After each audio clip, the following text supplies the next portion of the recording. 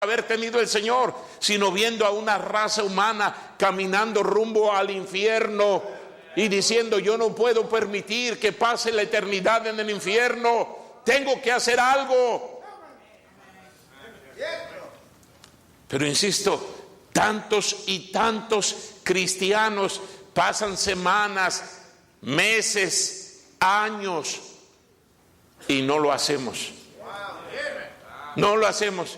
Ay, pastor, es que yo estoy esperando a que me nazca de corazón, porque yo creo que el Señor quiere que lo hagamos de corazón, y estoy esperando a que me nazca. El Señor va a tener que darle unos cuantos garrotazos para que usted entienda y le nazca de corazón. Dice la Biblia y en Hebreos capítulo 12 que el Señor al que ama disciplina y azota a todo el que recibe por hijo. Si usted es hijo de Dios y no está obedeciendo al Señor, usted se está exponiendo a la disciplina del Señor. Mire, si nada más este grupo de cristianos de veras saliéramos con una hambre por hablarle a la gente de Cristo, ¿qué no pudiéramos hacer? Este mundo necesita el evangelio. Lo necesita. Pastor, pero la gente está muy dura. Yo le he hablado a unos cuantos y no quieren. Sí, pues sígale hablando a más. Sígale hablando a más. Sígale hablando a más. Y va a ver cómo se va a encontrar a alguien que quiera escuchar el evangelio. Es increíble cómo esa religión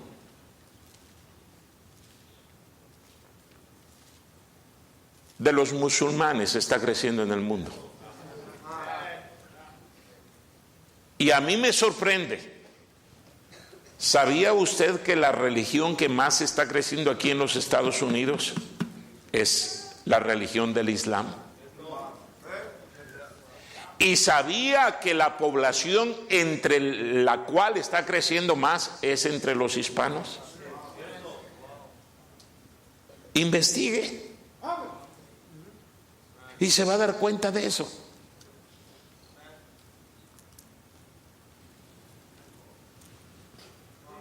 En México, hace unos cuantos años, qué raro era encontrar a musulmanes. ¿Y ahora? ¿Y ahora? Ya hay mezquitas. Ellos no están jugando. Ellos han dicho que la única forma de que este mundo va a tener paz es cuando todo el mundo sea musulmán. Así lo han dicho. Y ellos lo creen. Y ellos viven de acuerdo a eso. Mire, por eso están dispuestos a amarrarse esas bombas, cartuchos de dinamita, entrar a donde están un grupo de personas, prenderle la mecha y explotar. Ellos no están jugando. Y nosotros estamos esperando a que nos nazca.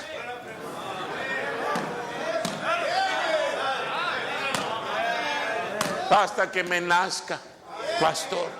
Hermano, debería de ser suficiente que el Señor lo dice, y lo dice, y lo dice en su palabra. Él nos ordena: ve y haz discípulos a todas las naciones. Sí, yo sé que es mucho más cómodo quedarse en la casa, ahí perdiendo el tiempo, fingiendo que estamos enfermos, pero el Señor nos ordena: ve, ve, ve. Alguien tuvo compasión de nosotros, alguien nos vio con misericordia, y no estoy hablando del Dios Todopoderoso, porque sabemos que Él lo hizo por todos, pero alguien humanamente hablando vino y nos habló de Cristo. Yo acepté a Cristo a la edad de 8 años. ¿Sabe quién me ganó para Cristo a mí? Mi papá. Tuve la bendición de nacer y crecer en un hogar cristiano. ¡Qué bendición! Yo no entiendo cómo hay algunos jóvenes y señoritas, hijos de cristianos, que se quejan de la iglesia. Ah, pura iglesia, pura iglesia. Dale gracias a Dios Dale gracias a Dios. Joven, señorita, dale gracias a Dios. Cambia tu manera de pensar, porque eso no es correcto.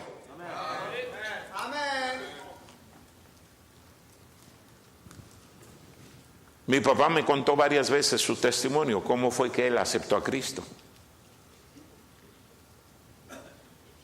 Él era católico. Mi mamá había escuchado el evangelio. Mi abuela había llevado a mi mamá 2, 3 veces a la iglesia, a una iglesia bautista. Ella había escuchado, no había aceptado a Cristo, por eso se casó con mi papá. Mi papá era católico, era borracho, fumador, irresponsable, pero buen católico. Tenía imágenes por todos lados. Él mismo me lo contó. Mi mamá dice que en una ocasión, andando en el centro, encontró al pastor de la iglesia bautista. Le dijo: pastor, ¿por qué no visita a mi esposo? Visítenos. Mire, estamos teniendo problemas en nuestro matrimonio. Yo no quiero que nuestro matrimonio se destruya. Por favor, pastor, visítenos. El pastor le dijo: sí, cómo no, les voy a visitar. Y empezó a visitarles, y visitarles, y visitarles. Dice mi papá: no había semana que no estuviera ahí el pastor. Tanto que estaba el pastor ahí que me molestaba. Cuando lo veía que llegaba, me salía por otra puerta. No quería nada con él. Él era católico. El pastor se dio cuenta. Entonces le cambió el día y la hora que venía. Llegó un día en la mañana, mi papá iba saliendo al trabajo y se lo encontró en la puerta. Se sorprendió. El pastor le dijo: mire, don Gilberto, así se llamaba mi papá, vengo a proponerle algo. Dice mi papá: a ver, dígame. La proposición es esta. Hoy vamos a tener un culto especial en la iglesia. Estamos teniendo una actividad especial. Queremos invitarle. Y si usted nos visita hoy, yo le prometo que jamás le vuelvo a visitar. Mi papá dijo: bueno, me parece buena la oferta, la acepto. Hoy vamos a ir.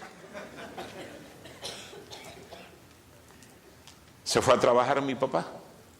Mi mamá había escuchado. Ella se apuró con su quehacer, todas las actividades, para que cuando llegara mi papá estuvieran listos para ir a la iglesia. Mi papá regresó. Le dijo a mi mamá: prepárate, vamos a salir. Ella pensó: vamos a ir a la iglesia. Le dijo: casi estoy lista.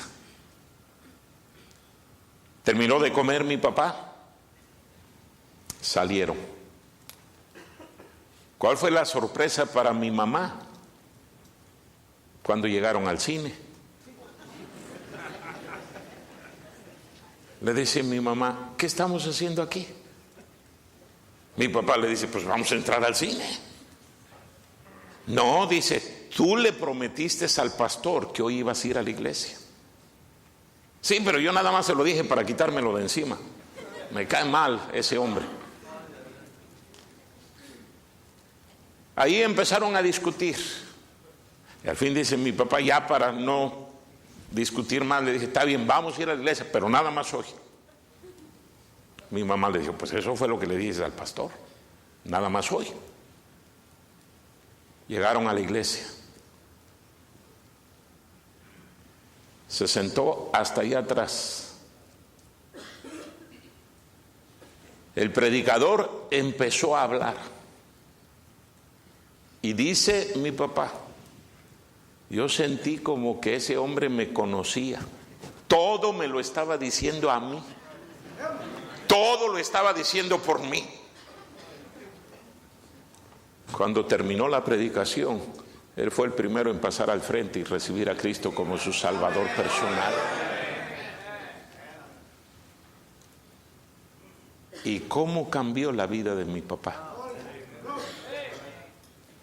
De ahí en adelante, cada semana el pastor siguió visitándolo, pero ahora para enseñarle la palabra de Dios.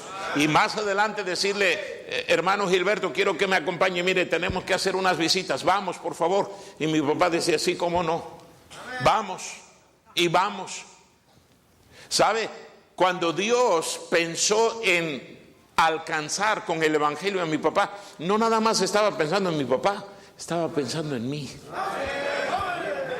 ¿Dónde estaría yo si mi papá no hubiera aceptado a Cristo? Seguramente que no estaría aquí, seguramente que no estaría predicando la palabra de Dios. ¿Dónde estaría usted si alguien no hubiera interesadose por usted? ¿Dónde estaría? En una cantina, en un hospital, a lo mejor en el cementerio.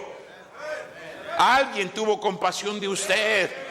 ¿Cómo le doy gracias a Dios por ese pastor? No se desanimó, siguió y siguió y siguió. Y yo estoy seguro que esa noche que mi papá llegó, él había estado orando y orando y orando y orando.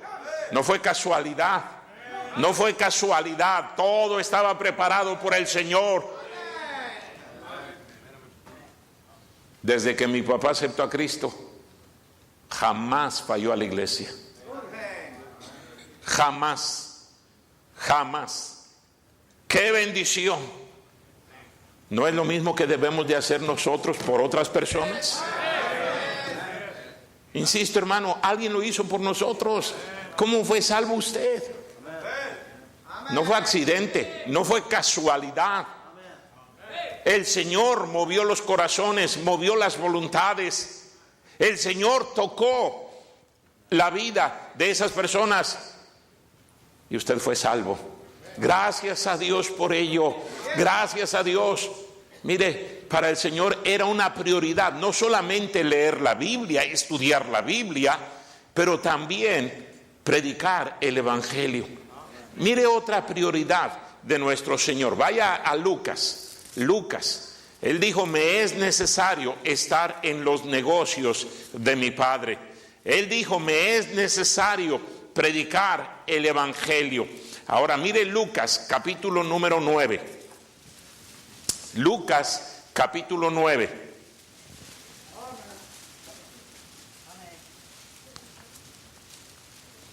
¿Ya lo tiene? Versículo número 22. Dice aquí la Biblia.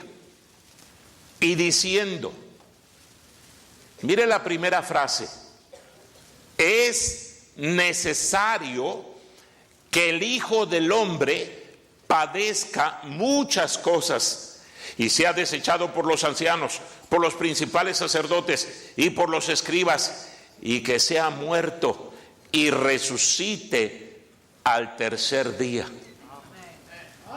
¿Leyó bien lo que dice? Déjeme leérselo otra vez. Y diciendo, es necesario que el Hijo del Hombre padezca muchas cosas y sea desechado por los ancianos, por los principales sacerdotes y por los escribas, y que sea muerto y resucite al tercer día. Qué increíble lo que el Señor está diciendo aquí. Desde que Él nació, en la mente de Él estaba la cruz. Él estaba muerto en su mente desde el día en que nació. No es la única ocasión en que la Biblia nos dice esto. Mire, vaya a Mateo capítulo número 16. Mateo capítulo número 16, versículo número 20. Vea lo que dice la Biblia. Mateo capítulo número 16, versículo número 20. Entonces mandó a sus discípulos que a nadie dijesen que él era Jesús, el Cristo. Y desde entonces comenzó Jesús a decirle a sus discípulos, vea otra vez, que le era necesario ir a Jerusalén y padecer mucho de los ancianos, de los principales sacerdotes y de los escribas, y ser muerto y resucitar al tercer día. Él les empezó a decir a sus discípulos,